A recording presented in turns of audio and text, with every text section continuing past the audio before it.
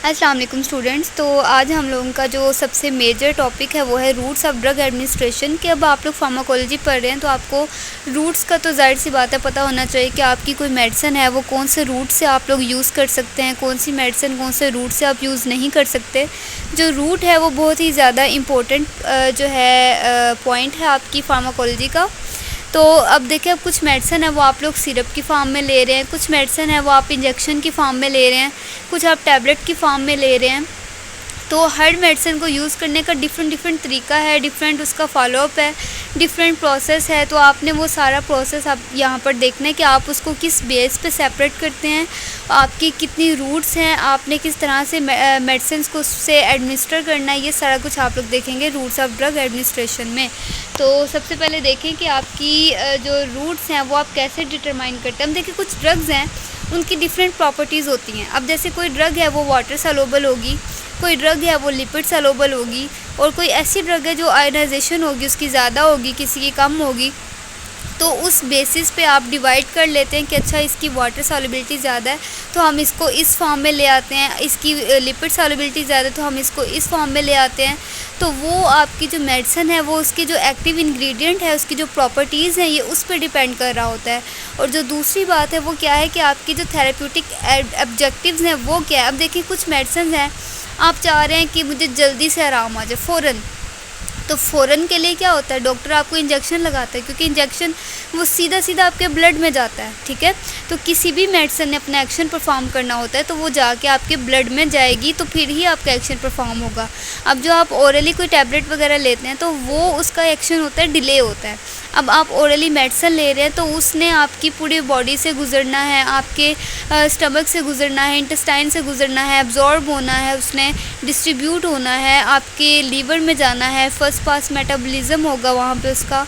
उसके बाद उसकी आधी क्वांटिटी होके वो जाती है आपके ब्लड में और वहाँ पे जाके फिर जाके अपना एक्शन परफॉर्म करती है। इसकी बजाय अगर आप कोई इंजेक्शन यूज़ करें तो वो तो सीधा आपके ब्लड में हम लोग इंजेक्ट कर रहे होते हैं तो उसका तो फ़ौरन से आपको एक्शन आ जाता है। तो इस बेसिस पे भी क्या होता है कि आपके जो डॉक्टर है वो आपको मेडिसिन इस बेसिस पे देता है। जैसे कोई एमरजेंसी पेशेंट है जो कॉन्शियस नहीं है, जो मेडिसिन नहीं खा सकता, जो टैबलेट नहीं यूज़ कर सकता, तो उसको तो हम टैबलेट तो नहीं खिला सकते, वो बंदा बेहोश है, हम उससे टैबलेट कैसे दें। तो पेशेंट की सिचुएशन भी एक इम्पॉर्टेंट फैक्टर है कि आप लोग पेशेंट की सिचुएशन देखते हैं, उसकी फिजिबिलिटी देखते हैं कि वो किस चीज़ में कंफर्टेबल है। कुछ होते हैं जो कहते हैं हम टैबलेट्स नहीं खा सकते तो आप लोग फिर उनको सिरप्स देते हैं, कुछ होते हैं पेशेंट जो कहते हैं हम सिरप नहीं खा सकते, हम उसको टैबलेट देते हैं। तो ये सारे जो इम्पोर्टेंट फैक्टर्स हैं जिनकी बेसिस पे हम लोग क्या करते हैं, अपनी जो ड्रग है उसको सिलेक्ट करते हैं या अपना जो रूट है उसको सिलेक्ट करते हैं कि हमने कौन सा रूट यूज़ करना है अपनी ड्रग को एडमिनिस्टर करने के लिए। तो आपके जो रूट्स हैं वो 3 तरह के हैं। अब 3 डिवीजन आपके रूट्स की। अब एक है आपका एंट्रल रूट है, एक है आपका पेरेंट्रल, और तीसरा है उसमें आपकी दूसरी जो रूट्स हैं वो आ जाते हैं, वो मैं बाद में डिस्कस करती हूँ।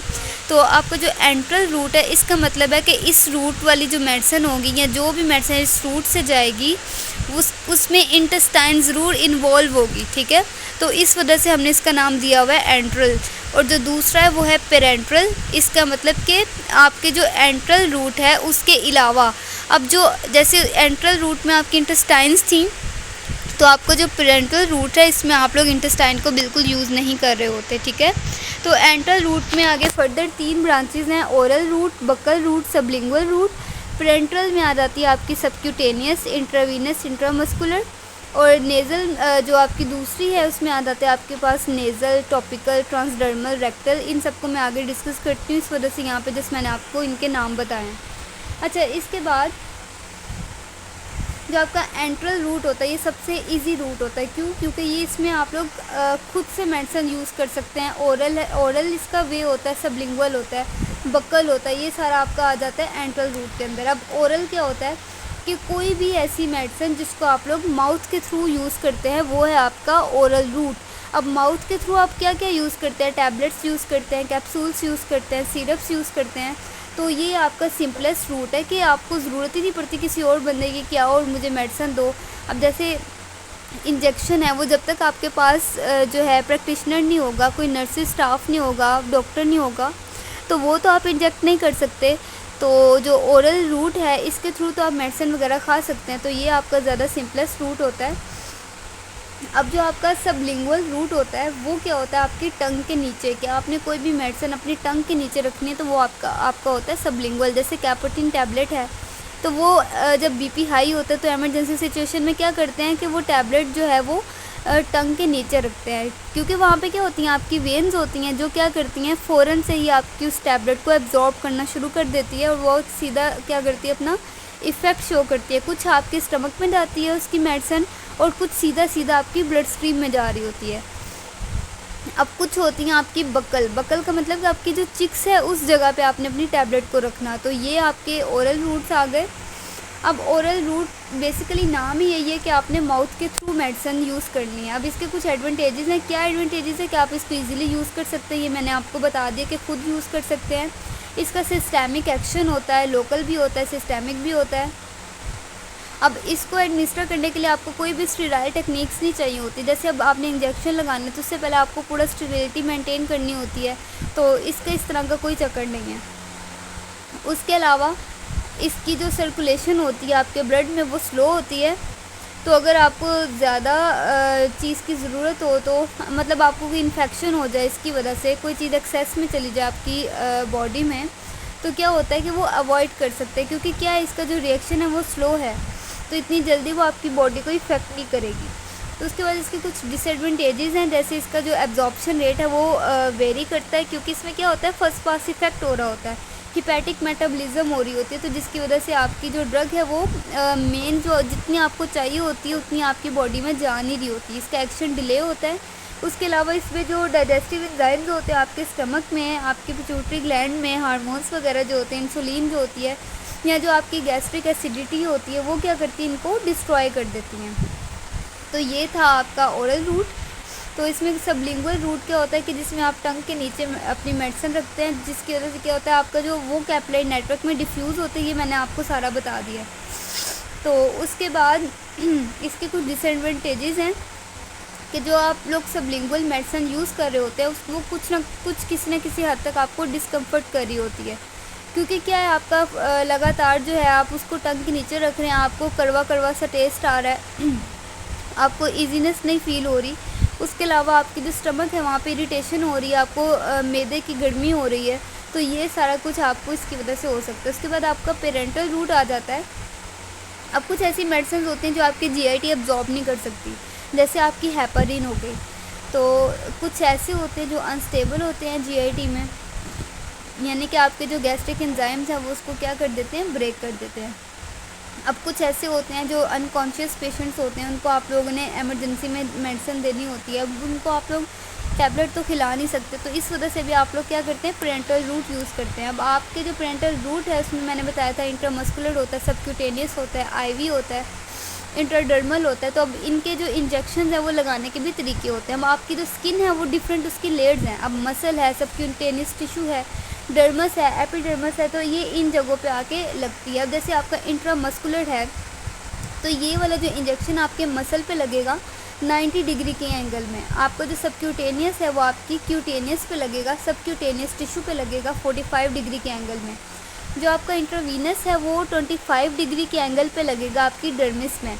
जो आपका इंट्राडर्मिस है वो कहाँ पे लगेगा, आपकी डर्मिस में लगेगा, और जो आपका इंट्रावीनस है वो आपकी वेन्स में लगेगा। तो ये थे आपके रूट्स, ये इसके आगे एग्जांपल्स, ये वही सारी इंट्राकार्डियक, इंट्राथीकल, इंट्राआर्टिकुलर, इंट्राबोन, ये सारी आपके जो है आईवी की एग्जांपल्स हैं जो आप लोग आईवी के थ्रू दे सकते हैं। तो मेन जो आपके वो तीन ही रूट होते हैं, आईवी वाला होता है, आईएम होता है, सबक्यूटेनियस होता है, इसको आप एससी भी बोलते हैं। तो इसके कुछ एडवांटेजेस है वही जो मैंने आपको ऊपर बता दिया कि इमरजेंसी सिचुएशन में आप इसको यूज़ कर सकते हैं। उसके अलावा आप डोज़ को एक्यूरेटली दे सकते हैं, क्योंकि क्या इंजेक्शन पे मार्किंग हुई होती है, आपने उतना इंजेक्शन जो है फिल करना है और पेशेंट को लगा देना है, तो प्रॉपर जो डोज होती है वो एडजस्ट होती है। अब जो कुछ ड्रग्स होती हैं जो जीआईटी एब्जॉर्ब नहीं कर सकती, वो भी आप लोग पेरेंटल रूट के थ्रू देते हैं। तो अब आपकी जो डिसएडवांटेजेस हैं वो क्या है कि अब इसकी क्या होती है, रैपिड एब्जॉर्प्शन होती है, जिसकी वजह से अगर आपको कोई ऐसी मेडिसिन है, अब जैसे आपने डाइजॉक्सिन है, अगर उसको आपने इंजेक्टेबल की फॉर्म में लिया, आईवी में लिया है, तो क्या है, आईवी आपका फटाफट से रिएक्शन देता है। अब अगर आपने डाइजॉक्सिन ले लिया और आपको हार्ट का ज़्यादा जो हार्ट बीट है आपकी वो तेज़ होती जा रही है, आपकी तबीयत ख़राब हो रही है, आपको उसके एडवर्स इफ़ेक्ट्स आ रहे हैं, तो क्या होगा कि आपको उसका रिएक्शन जो है उसको रिवर्स करने में मुश्किल होगी। क्यों? क्योंकि वो जो एक्शन था उसका वो फास्ट था, उसकी वजह से क्या हुआ है कि उसका जो एडवर्स इफ़ेक्ट है वो फ़ौरन से आपको हुआ है, आपकी बॉडी में फैल गया, तो उसको फिर रोकना मुश्किल हो जाता है। तो ये इसका डिसएडवांटेज है। तो इसी वजह से जो भी आप लोग आईवी लगाते हैं या जो भी इंजेक्टेबल लगाते हैं तो प्रॉपर उसकी मॉनिटरिंग की जाती है। तो इसकी वजह से जिस जगह पे आपका इंजेक्शन लगा होता है वहाँ पे थोड़ी बहुत इरिटेशन होती है, या फिर ये मैंने बता दिया कि इसका जो रूट है वो इरिवर्सिबल होता है, तो उसकी वजह से क्या होता है कि आपका जो एक्शन है उसको आप लोग रिवर्स नहीं कर सकते। अब इनके अलावा और भी आपके रूट्स होते हैं, जैसे इन्हेलेशन है, इसमें क्या होता है आपने स्प्रेस वगैरह देखे होंगे, जो नेज़ल स्प्रेज होते हैं कि एस्थमिक पेशेंट्स होते हैं उनको नेज़ल स्प्रेज जो है वो यूज़ कर रहे होते हैं, जिनको आप लोग इनहेल करते हैं वो आपके लंग्स में जाता है, तो वहाँ जाके फिर अपना एक्शन परफॉर्म करता है। तो नेज़ल भी आपका एक रूट है। तो ये इन्हेलेशन इंट्रानेज़ल एक ही चीज़ है। उसके बाद टॉपिकल जो आप लोग स्किन पे अप्लाई कर रहे होते हैं, उसके बाद रेक्टल जो आप लोग अपने रेक्टम के थ्रू यूज़ कर रहे होते हैं, जैसे कुछ पोस्टरीज वगैरह हो गई।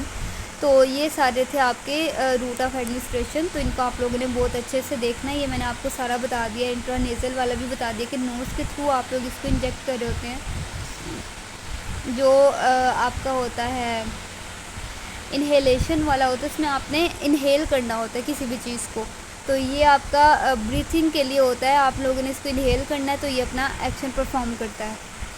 यहाँ पे इसकी ये एग्जांपल बताई हुई है, तो इसको देख लीजिएगा कि आपने जो भी अपना इन्हेलर है उसको अपने माउथ में रखना है, अपने लिप्स को क्लोज़ करना है और उसको फिर ब्रीथ इन करना है कि आपने इसको इन्हेल करना है, तो आपकी जो मेडिसिन है वो आपकी बॉडी में चली जाएगी। आपने इसको 10 मिनट्स मतलब आपने इसको होल्ड करना है और 10 तक उसको काउंट करना है और उसके बाद उसको स्लोली ब्रीथ आउट करना है। तो जब आप उसको ब्रीथ आउट करेंगे तो फिर आपने उसकी कैप को रिमूव करना है और फिर उसको शेक करना है इन्हेलर को। इंटरनेज़ल आपके नोज़ के थ्रू आपकी जो है हो रही होती है, रूट है ये आपका, जिसकी वजह से आप लोग मेडिसिन यूज़ कर रहे हैं।